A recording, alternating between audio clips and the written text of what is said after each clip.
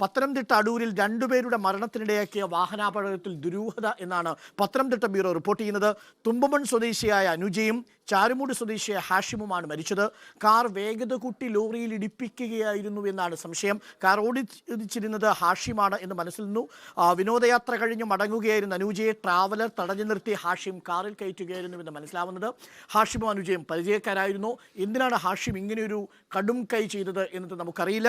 പ്രവീൺ പുരുഷോത്തമൻ ചേരുന്നുണ്ട് കൂടുതൽ വിവരങ്ങളുമായി. പ്രവീൺ പുരുഷോത്തമൻ, വളരെ ദുരൂഹമായ ഒരു കേസാണ്. ആദ്യം ഒരു അപകട മരണം എന്നാണ് നമ്മൾ കരുതിയത്.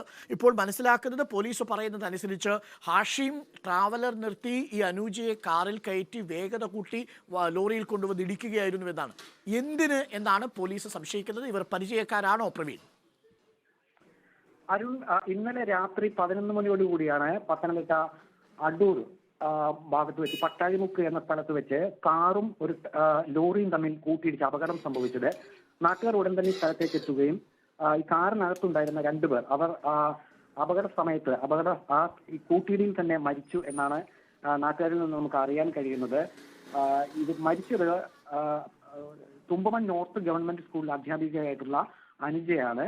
ഒപ്പം കൂടെ ഉണ്ടായിരുന്ന വാഹനം ഡ്രൈവ് ചെയ്തിരുന്ന ഇവരുടെ സുഹൃത്തായിട്ടുള്ള ഹാഷിം എന്ന് പറയുന്ന ആളും.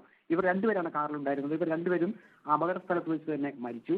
ആദ്യം പോലീസ് കരുതിയത് ഒരു സാധാരണ അപകടമായിരിക്കും എന്നുള്ളതാണ്. പിന്നീട് പോലീസ് വിശദമായിട്ടുള്ള അന്വേഷണം ഇന്നലെ രാത്രി തന്നെ നടത്തിയിരുന്നു. പോലീസിന് മനസ്സിലാക്കാൻ കഴിഞ്ഞത്, ഇവർ തുമ്പമൺ നോർത്ത് ഗവൺമെന്റ് സ്കൂളിൽ അധ്യാപികയാണ് ഈ അനുജ. സ്കൂളിൽ നിന്നും അധ്യാപകർ മാത്രമായി ഒരു വിനോദയാത്ര കഴിഞ്ഞ ദിവസം പോയിരുന്നു. അതിനുശേഷം വിനോദയാത്ര കഴിഞ്ഞ് മടങ്ങി വരുന്ന സമയം അടൂരിന് സമീപം കുളക്കട എന്ന സ്ഥലത്ത് വെച്ച് ഈ ട്രാവലർ ഈ ഹാഷിം തടഞ്ഞു നിർത്തുകയും കാറിലെത്തി ട്രാവലറിന് കുറുകെ കാറിട്ട് ഈ ട്രാവലർ തടഞ്ഞു നിർത്തുകയും പിന്നീട് ഈ അധ്യാപികയുടെ ബന്ധുവാണ് താൻ എന്ന് പറഞ്ഞ് അനുജയെ ഈ കാറിൽ കയറ്റിക്കൊണ്ടു പോവുകയുമായിരുന്നു. കൂടെ ഉണ്ടായിരുന്ന അധ്യാപകർക്ക് സംശയം തോന്നിയില്ല. കാരണം മടങ്ങി വരുന്ന വഴി തന്നെയാണ് ഇത്. വിനോദയാത്ര കഴിഞ്ഞ് മടങ്ങി വരികയാണ്. അപ്പോൾ ബന്ധു ആരെങ്കിലും ഇതുപോലെ വാഹനം നിർത്തി അനുജയെ കൂട്ടിക്കൊണ്ടുപോയി എന്നാണ് കരുതിയത്.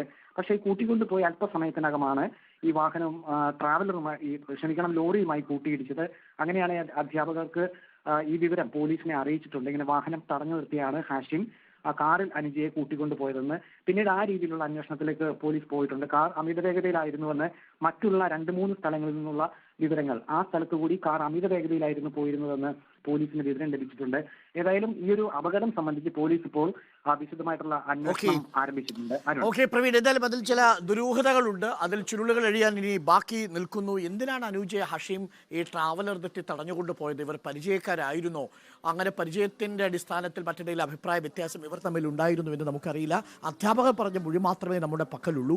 അതിൽ നിന്നും പ്രവീൺ പറയുന്നതിൽ നിന്ന് മനസ്സിലാക്കുന്നത് അനുജയെ ഹാഷിം ഈ ട്രാവലർ നിർത്തി തടഞ്ഞ് ഈ കാറിൽ കയറ്റി കൊണ്ടുപോവുകയാണ്. അപ്പം കൃത്യമായ ഉദ്ദേശത്തോടു കൂടിയാണ് ഹാഷിം വന്നിരുന്നത് എന്നത് വ്യക്തമാവുന്നു. പക്ഷേ ഹാഷിം എന്തിനിത് ചെയ്തു എന്നതും പ്രധാനപ്പെട്ട ചോദ്യമാണ്.